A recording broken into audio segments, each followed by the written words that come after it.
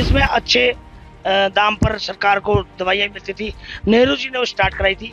तो कुछ भाजपा कांग्रेस के षड्यंत्र में और कुछ जब सिटकुल बना है उसमें कुछ प्राइवेट जो हमारी फार्मा कंपनियां थी उन्होंने उसके सैंपल फेल करा के जानबूझ के बंद कराई कि जो भी सीएम आए, चाहे हरीश रावत थे या बहुगुणा थे या त्रिवेंद्र सिंह थे, तो इनको इस आईडीपीएल को स्टार्ट करना चाहिए था, कराना चाहिए था, मेहनत करनी चाहिए थी। इनके विजन ही नहीं नेताओं के। तो अगर आज आईडीपीएल स्टार्ट कराई तो आज कोरोना महामारी में तमाम आपने रेमडेसिविर की दवाइयाँ इतनी महंगी लोगों ने 50-50 हजार की दवाइयाँ खरीदी है। अगर आज वो दवाइयाँ बनती तो लोगों को इलाज होता, इतने लोग नहीं मरते। लाठीचार्ज हुआ, पुलिस के साथ काफी हमारी बहस हुई, अधिकारियों के साथ बहस हुई, धक्का मुक्की हुई, जिसमें मेरे भी चोट लगी है। मगर मैंने मशीन बंद कराई और उनको बोला शासन से हम बात करेंगे, आप मशीन ले जाइए वापस। और मेरी मांग ये है कि आईडीपीएल के लोगों को कम से कम 200 गज जमीन मिलनी चाहिए।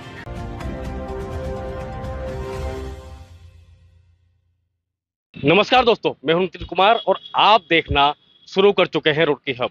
दोस्तों, इस वक्त हमारे साथ मौजूद है भावना पांडे जी, उत्तराखंड की बेटी और वरिष्ठ राज्य आंदोलनकारी हैं। इसका आंदोलन चल रहा था ना, तो सबसे आगे मुझे लगता है भावना पांडे जी खड़ी थी और सपोर्ट भी कर रही थी लोगों को। क्या कहेंगी आज, क्या क्या मुद्दे हैं, क्योंकि किसानों की जो फसल है वो बर्बाद हो चुकी है, उसको लेकर क्या कहेंगी? और सबसे बड़ा मुद्दा तो आईडीपीएल है, जिसे आपने रुकवा दिया, वहां पे 1200 परिवारों का घर उजड़ने से बचाया। क्या कहेंगी? देखिए, आईडीपीएल का मुद्दा एक ये था कि देखिए भारत सरकार की कंपनी थी, दवाई की कंपनी, जिसमें अच्छे दाम पर सरकार को दवाइयाँ मिलती थी। नेहरू जी ने वो स्टार्ट कराई थी। तो कुछ भाजपा कांग्रेस के षड्यंत्र में और कुछ जब सिटकुल बना है उसमें कुछ प्राइवेट जो हमारी फार्मा कंपनियां थी उन्होंने उसके सैंपल फेल करा के जानबूझ के बंद कराई। और हमेशा यही होता है कि जब प्राइवेट स्कूल चलाते तो सरकारी स्कूल बंद हो जाते हैं, प्राइवेट इंडस्ट्रियल से पैसे खा लेते हैं लोग, सरकारी बंद करा देते हैं। तो ये आईडीपीएल एक षड्यंत्र की शिकार कंपनी हुई। और मैं चाहती थी कि जो भी सीएम आए, चाहे हरीश रावत थे या बहुगुणा थे या त्रिवेंद्र सिंह थे, तो इनको इस आईडीपीएल को स्टार्ट करना चाहिए था, कराना चाहिए था, मेहनत करनी चाहिए थी।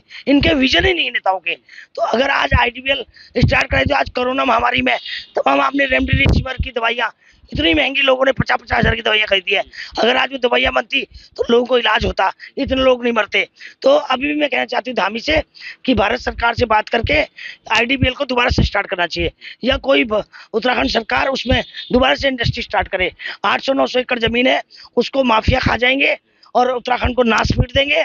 तमाम होटल खुल जाएंगे वहां पर, तमाम क्या क्या खुलेंगे। ठीक है, कुछ दिन पहले आप वहां पर धरने पर गए थे, आपने वहां राशन वितरित किया था, सामग्री वितरित की थी, उनका दुख भी साझा आपने किया था। उसको लेकर क्या कहेंगे? 1200 परिवार ये कह रहे हैं कि हम कहाँ जाएंगे।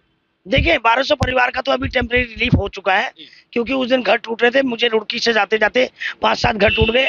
उसके बाद तमाम पुलिस इकट्ठी थी, 200-250 लोगों की। मैंने लाठीचार्ज हुआ, पुलिस के साथ काफी हमारी बहस हुई, अधिकारियों के साथ बहस हुई, धक्का मुक्की हुई, जिसमें मेरे भी चोट लगी है। मगर मैंने मशीन बंद कराई और उनको बोला शासन से हम बात करेंगे, आप मशीन ले जाइए वापस। वो जेसीबी ले गए और उसके बाद नेक्स्ट डे फिर आए नहीं। उसके बाद तत्काल प्रभाव से कोर्ट से एक स्टे मिल गया है, जिसमें 19 सितंबर को सरकार से जवाब मांगा है। तो अभी साल 2 साल 3 साल जब तक सरकार हाईकोर्ट चाहेगी केस चलेगा, तब तक उनको थोड़ा रिलीफ है।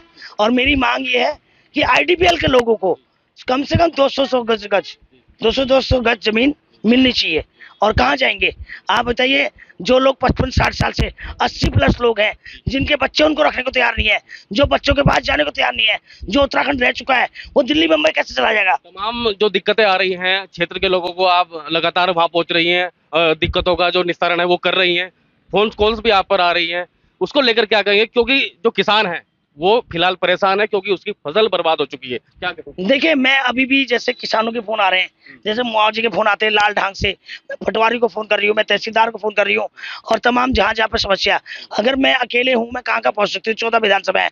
आपके माध्यम से मैं समस्त जनता को कहना चाहती हूँ, मेरा नंबर है 8445369968। किसी भी तरह की समस्या हो कि क्या कहते हैं, किसी का घर टूटा है तो मुझसे संपर्क करें, मैं मुआवजे की मदद कर सकती हूँ। किसी के किसानों का नुकसान हुआ है और उसके लिए मैं सरकार से बात कर सकती हूँ। और जहाँ रोड पानी भरा हुआ है, अभी कई जगह मैंने बूढ़ाहेड़ी में गाँव अभी तक गई नहीं हूँ, वहाँ मैंने भी ट्रांसफार्मर बदलवाया। ज्वालापुर के एसडीओ और एक्शन का धन्यवाद करूंगी, टेलीफोन में उन्होंने मेरा सम्मान किया। ऐसी बूढ़ा अभी आपने चंदनपुर में देखा होगा, चंदनपुर भगवानपुर में, वहाँ 20 दिन से लाइट नहीं थी, वहाँ मैंने ट्रांसफार्मर बदलवाया।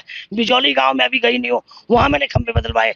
तो मैं कहना चाहती हूँ, मेरे को हर जगह पहुँचने की आवश्यकता नहीं है, आप मुझसे संपर्क करिए, मैं कहीं भी हूँ। क्योंकि मेरे को मेन हर रोज कहीं ना कहीं जाना पड़ता है, रोड सड़कों पे, कभी ऋषिकेश, कभी डोईवाला, कभी लक्सर, तो मैं हर गांव पे पहुंचना मेरे लिए अभी असंभव है, क्योंकि आपदाएं ज्यादा है।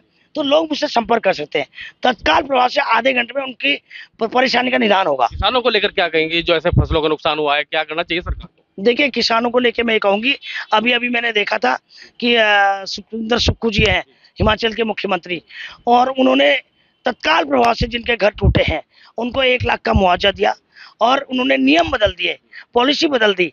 तो मैं चाहती हूँ धामी से भी आप तमाम जो फायदे की अधिकारी मंत्री को जिससे फायदा होता है, वो तो आप हिमाचल की पॉलिसी लागू कर देते हो, और जिस यूपी की पॉलिसी लागू करते हो जिसमें पब्लिक का फायदा होता है, वो आप क्यों नहीं करते। तो मैं चाहती हूँ किसानों को 10,000 रुपये पर बीघा मुआवजा मिले, पर 2500 रुपये से कुछ नहीं होने वाला।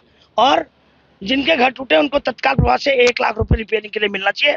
और पॉलिसी बदलो, आप आपदा में बहुत पैसा है, आप भारत सरकार से पैसा मंगाओ, नहीं तो हम मोदी से गुहार करेंगे आप। और दूसरा कहना चाहती हूँ भाजपा वालों से कि इसमें पक्षपात ना करें, कि अपने ही कार्यकर्ताओं को कि मुआवजा देना है, ऐसा होगा तो मैं भाजपा को नहीं छोड़ूंगी।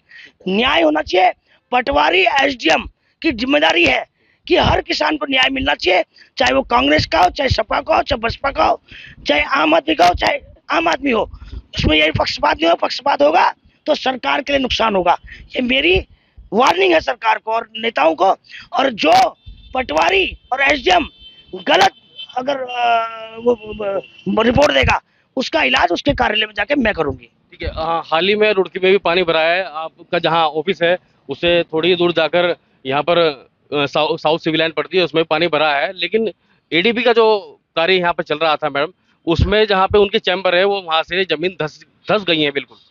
देखिए, अभी आपने देखा होगा ये भी नाला बन रहा है। अगर इसी तरह के नाले, अभी देखिए सामने, अगर इसी तरह के नाले बनाए तो उसका निदान हो जाएगा, मगर परमानेंट निदान करना पड़ेगा। क्योंकि यहाँ पर सबसे बड़ी समस्या क्या है, विधायकों के अधिकारी नहीं सुनते। कुछ तो निकम्मे विधायक हैं और कुछ काम ही नहीं करना चाहते हैं, और कुछ लोग की सुनते ही नहीं है। और निगम पार्षद, अब आप देखो ना, मेयर एक बार बन गया, वो गड्डियां गिन रहा है। तमाम निगम पार्षद कितना कभी पुतला फूक रहे हैं। आप मुझे बताओ, क्या पुतला फूकने से क्या होगा? अरे काम करो ना, काम करो। आप डीएम के जाओ, आप सीएम के जाओ, ये यहाँ पर बैठ के पुतला फूकने से क्या होने वाला? तो ये बहुत गलत है। पुतला फूकने की राजनीति नहीं होनी चाहिए, फेसबुक में बने रहना चाहिए, सोशल मीडिया में नहीं बनना चाहिए, काम होना चाहिए। और तमाम आज पानी की समस्या जो है, तमाम पूरे शहर के अंदर, शहर नहीं पूरी लोकसभा के अंदर, गांव में भी नालियां नहीं है। अगर आप किसी को, सोसाइटी को अगर मकान अगर पास करते हैं, उस समय ये प्रावधान होना चाहिए, नालियां सड़क प्रॉपर होनी चाहिए। तो हमारे साथ मौजूद थी उत्तराखंड की बेटी, वरिष्ठ आंदोलनकारी भावना पांडे जी, जिन्होंने अपनी बात रुड़की हब के माध्यम से रखी और सरकार को एक आईना दिखाने का काम किया है। नितिन कुमार, रुड़की हब से। ताज़ा खबरों से जुड़े रहने के लिए हमारे चैनल को सब्सक्राइब करें और बेल आइकन को दबाना ना भूलें, ताकि हर खबर की नोटिफिकेशन आपको मिलती रहे।